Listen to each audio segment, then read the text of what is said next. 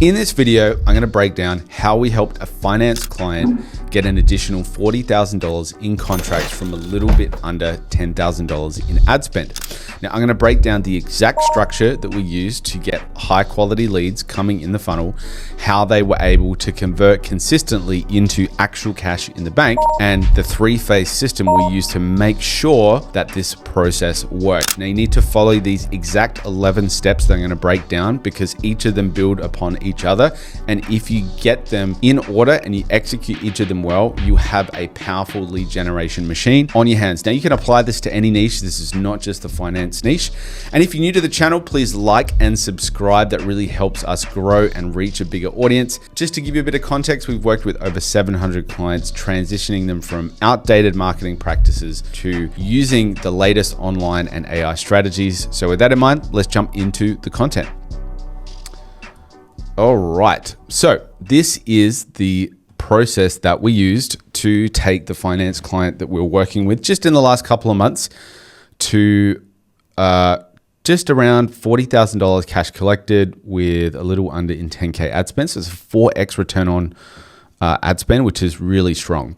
So the three phases that we really look at in this instance, which made the biggest difference, was the ad structure, the lead scoring and filtering, and then the appointment setting. And so if we deep dive into these, you'll see more specific ways that made this work. So the first thing we look at is the messaging. The most important thing is you need to identify what is the message, what is the messaging that we need to put out there that is going to attract the right attention of the right kind of leads that we're after. And the way that you create the messaging is you look at the pain points. So what are the key pain points? Now, this specific client worked in super in Australia, and that super is basically a government program that has tax benefits so people can save more for retirement. So the biggest pain points that people have they saved enough money? Are they going to be okay when they retire? Now, we take those pain points and then we put them into unique angles. Now, a unique angle is essentially, how can we sell something in a different way? And I'm going to give you a really clear example. We have Apple AirPods here. You could run an ad campaign focusing on how these are great for study and for students. So the target market is students. The benefit is these are great for focus when you're studying. That could be one idea. Another idea you could use is you have these headphones and they could be great for traveling. And so these are for people who travel a lot. They're comfortable, they're easy to wear, the battery's long lasting. So they're great for a long flight, which actually these are really good for flights. So there's two different ways that you can position or use a unique angle to describe or find a way to sell these headphones, okay? So two different angles. And then that it needs to be put into a design that makes sense. So the design of the ad, whether it's a video, the design of the image or static ad, if it's a static, needs to have a hierarchy. So the design, meaning when it has a hierarchy, you need to make the main thing the main thing. So what I find when people design an ad is they make irrelevant information big and bold on the ad, which doesn't make sense. You want to make your offer the big, bold element on your ad. And that goes for video or static. So if you're, really the structure of an ad is call out the audience, you have a big benefit and offer, and then you have a call to action. A lot of people try and highlight or bold or capitalize or make large really irrelevant information. And you got to understand there has to be a hierarchy when you're looking at a design, right? When you're looking at like a book. I'm going to give you guys an example because I see this all the time, right? So check this out. This book here is called Successive Breakthroughs, okay? So the headline is Successive Breakthroughs. Now you can see here up in a much smaller typeface, it says fourth print. Now, what you guys are doing, a lot of people that watch this channel, is you're putting fourth print as big as the headline, which makes zero sense because no one needs to know that it's really the fourth print. They need to know what is the headline. So when you're looking at an ad, make sure that the hierarchy, you have the headline and the benefit and the promise of the ad, the biggest thing on the design. Don't have some random information like this was made in China as the biggest headline on the design. I don't know why people do that. I thought it feels like it should be common sense, but you guys got to stop doing that. So make sure that the design has a hierarchy that makes sense. And that's the same with the video ads. So the video ads hierarchy is the first 3 seconds is the most important because people have extremely short attention spans. We've all heard that on so many bits of content before, but it's true. People need to, within the first 3 seconds, be encaptured by whatever is shown on your ad, where it's like, wow, like what is this about? And it needs to pull them in, right? So you need to make sure that within that first 3 seconds, you capture their attention. And then within the next 7 seconds, you need to be able to generate an interest or generate a desire for them to keep watching. So you start off with a big hook that gets them in, and then you punch them or you hit them with that kind of interest or desire that your ad promotes, right? So in this instance, it could be, hey, imagine being able to retire with $1 million in the bank or something. That's not what they did, but I'm just giving you an idea of how you kind of generate that desire. So that's the ad structure, is you have messaging, pain points, unique angles, design, and compliance. Now, compliance is really important for finance specifically, and the reason is because there are laws around compliance and finance, so that is just something to consider. Now, the next thing is lead scoring and filtering. Now, what you've got to understand is that all leads are not the same, and really you need to have a filtration process, whether it's through some kind of CRM or some kind of task manager like Airtable or Go High Level or Close.io, whatever it is, so that you spend time with the most qualified leads. Because you've got to understand that leads are kind of like a really good way to explain leads is you can get a lead that is literally a seed.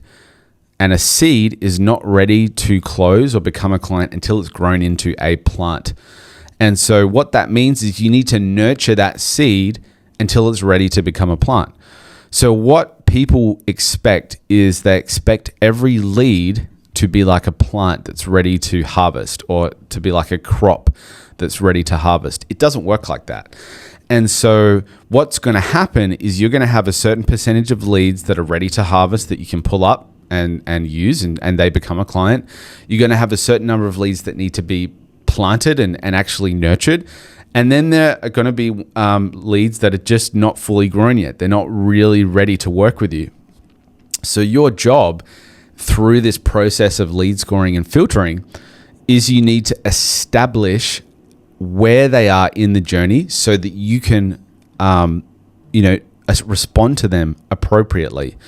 So, for instance, if you know that there's a need, then, they have it. That's the first kind of thing. You need to know that there is a need. Then you might have other key qualification points that could be, are they in my industry? Can I actually work with them? Is their team, like whatever kind of key qualification points they have, that's the second thing. Now, the third thing is, are they financially able? Okay. So need, key qualification points, and are they actually financially able? Now, once you've determined where they are in this journey, you need to assign them some kind of, I guess the word would be some kind of score, or it could be some kind of category, so that okay, this person has a need, but they have no money, so they're not ready. So we need to put them into our email newsletter, okay? Another way to think about it is if they have a need, but they're not ready because they maybe don't have enough room, or they don't have enough staff or capacity to take on clients, we're going to put them in, a level 2 category, right? So I'm just putting this here just to kind of give you guys an idea. And so the last one is funding. So if they're funding, then we put, if they're financially qualified, then we put them in level 3.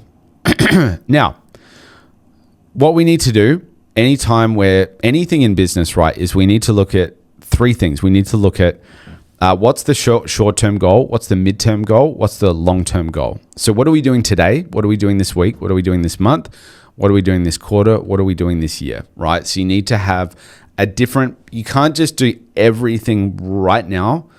You don't want to live like second to second, minute to minute, hour to hour. You need to have more of a strategy. And so the way that you do that with your leads is you focus on the ones that have money, they're ready to go, you get them on a call, right?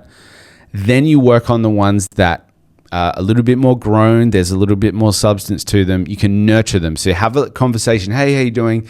And one thing that I've found that always is a really good thing with sales is that if you just give someone a little bit of free advice, they're going to love you for it and they're going to come back to you. So this is an opportunity by doing a little bit of phone work to actually get those leads into the pipeline and nurture those leads. So when they are ready to work with you, they're gonna come and work with you. So that's why it's really important to actually nurture those kind of category 2 leads. Now, if they're category 1 leads who are just really getting going, you need to try and push content to them as well. And so this is really exactly kind of what happened with this particular finance client is they had these 3 different types of leads. And so they closed out the ones, they're the priority, you need to close them out. Then they started to nurture the ones that were sort of halfway ready.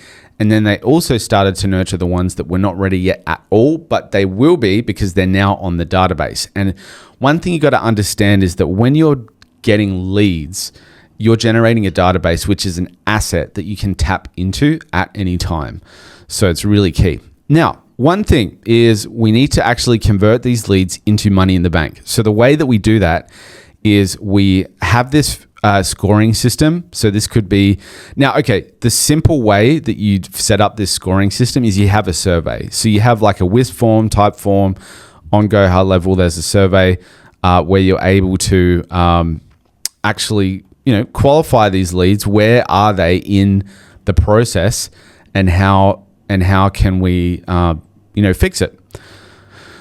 Now, once you've got the survey in place, then you can do this. This is really important. Now, this is where you actually convert, leads into money in the bank. So the first thing is you need to have a speed to lead process. So speed to lead is when the lead gives you their information, how quickly do you contact them? So we found that if you can contact the lead within 5 minutes of them opting in, then that is going to make a huge difference to your ability to actually convert them into an appointment. We found that if you wait a day, 2 days, 3 days, the likelihood of them converting into an appointment drops significantly. And you'll hear this everywhere. So if you watch similar kind of content, you'll hear that. Speed to lead is important. The next thing is you need to have a script. I totally get the fact that it's great to be natural on calls. It's great to, do all these amazing things. But the fact is that in most cases, you're not going to beat a script. So it's important that you have a script that you follow because first of all, you'll be able to do that yourself. But when you start to outsource appointment setting, you need to have a system that the person can follow. The next thing is tonality and energy. So this is super, super important. You don't want to sound like the Cookie Monster on a phone call. You want to sound like, a nice, friendly person. So it's really important that when you do make the calls, you're in a good state of mind. You're feeling, pretty good. Energy management is really, really key when it comes to dealing with leads, right? Now, the last thing is conversion. So you need to actually learn how to close the deal. What are the steps that we need to take to close the deal? And a really good way to think about, getting the deal done is you need to have certain criteria fulfilled or certain boxes ticked before the person closes. And it all comes down to this, really. It's like the first thing is the messaging there? Do we have the right pain points? Have we got them in interesting angles? Are they compliant? Is the design good? Is there a need? Are they qualified? Do they have funding? Are we contacting them within 5 minutes? Do we have a script in place? Is our team, or am I conducting these calls with tonality and energy? And then on the actual sales call, do we have a process for that? And then there's like another whole few criteria you need to fulfill on the sales call. And then, if you follow this process, you will be able to generate a really high ROI from your paid ads. So anyway, that is the process. If you guys would like more information, comment process below in the YouTube comments.